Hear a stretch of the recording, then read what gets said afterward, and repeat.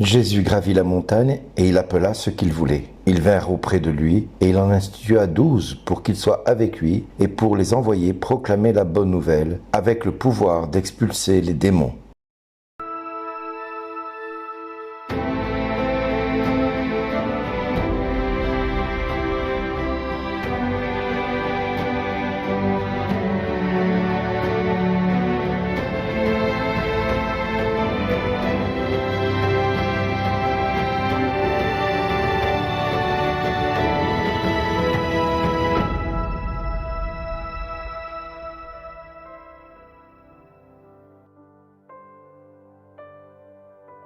Bonjour les amis, je voudrais commencer par un petit passage du catéchisme de l'Église catholique, le numéro 551, où il est écrit ceci.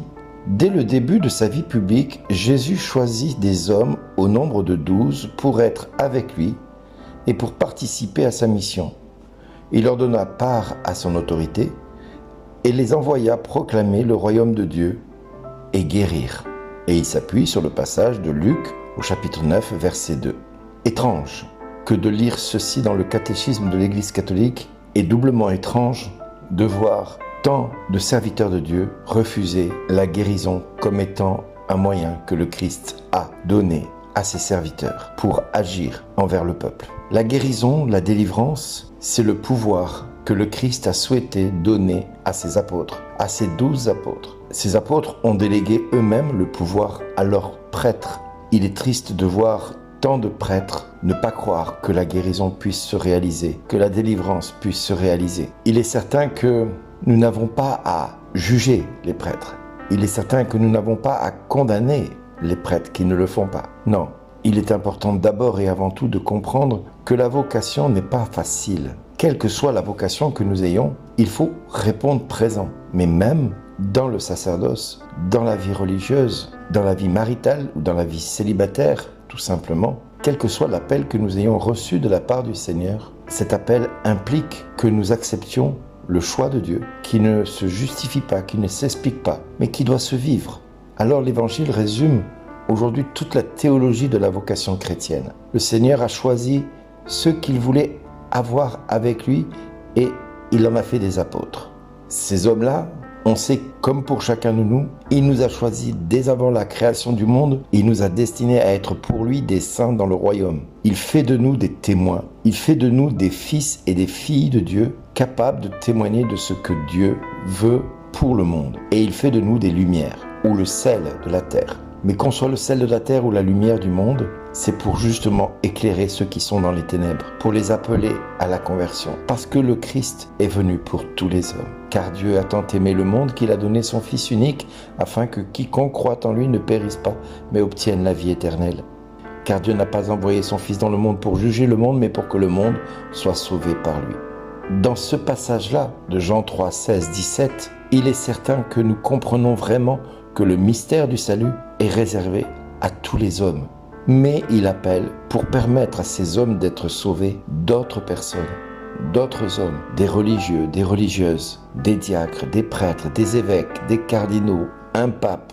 Oui, il appelle des hommes, mais il appelle aussi des hommes et des femmes à se marier, à être témoins de l'amour dans le monde, à être témoins de la fidélité dans le monde, à être témoins de ce que le Christ veut pour ce monde.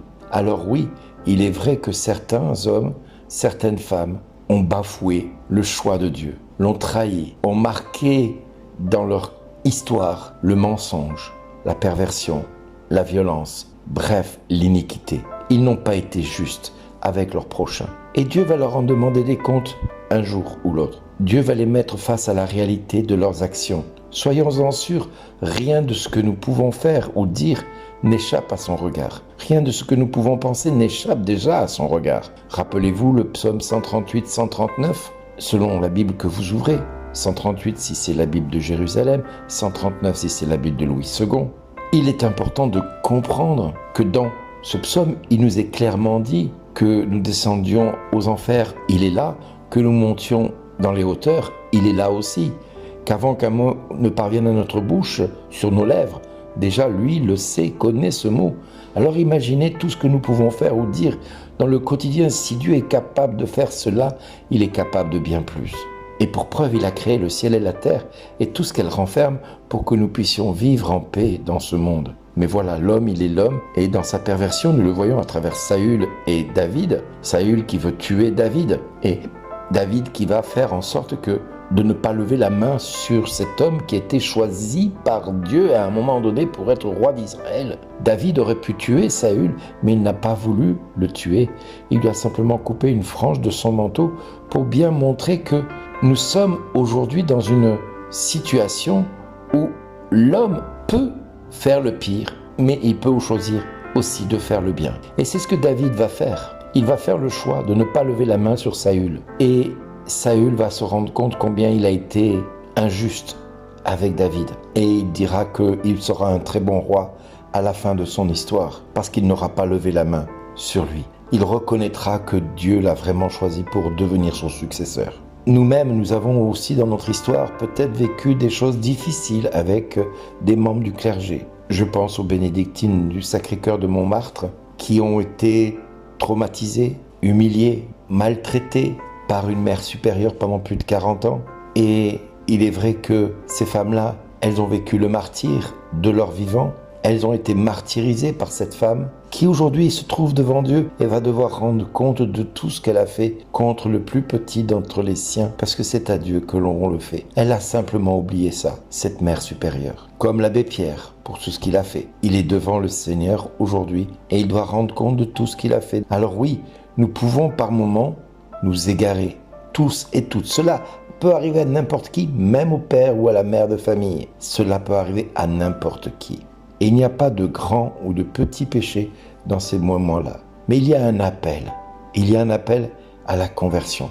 Il y a un appel à la repentance. Il y a un appel à suivre le Christ et à prendre sa vocation à bras-le-corps et à essayer de comprendre que nous n'y sommes pour rien, que le choix de Dieu ne s'explique pas, il ne se justifie pas, il doit se vivre.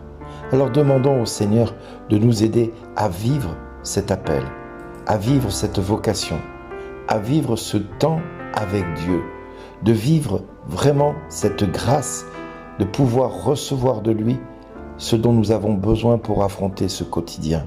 Que le Seigneur vienne au secours de notre faiblesse, qu'il nous apporte et nous montre son infinie miséricorde pour toutes les fois où nous nous égarons dans la vocation qui est la nôtre et qu'il nous ramène sur le bon chemin, celui de la sainteté à laquelle tout enfant de Dieu est appelé à vivre.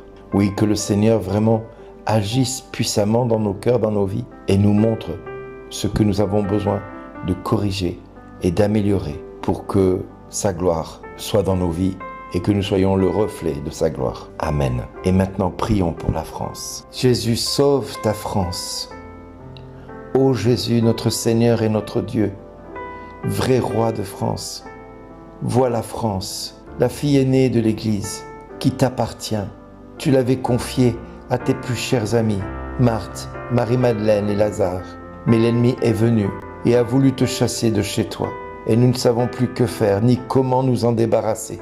Alors Jésus, toi le fils de Marie, toi qui as si souvent envoyé Marie visiter ta France, nous te le demandons comme avec les marchands du temple, prends ton fouet et expulse à tout jamais l'immonde franc-maçonnerie qui tente de régner et d'étouffer ce pays qui est tien. Chasse les démons et les œuvres de la Révolution française qui ont semé la terreur, le mensonge et l'iniquité.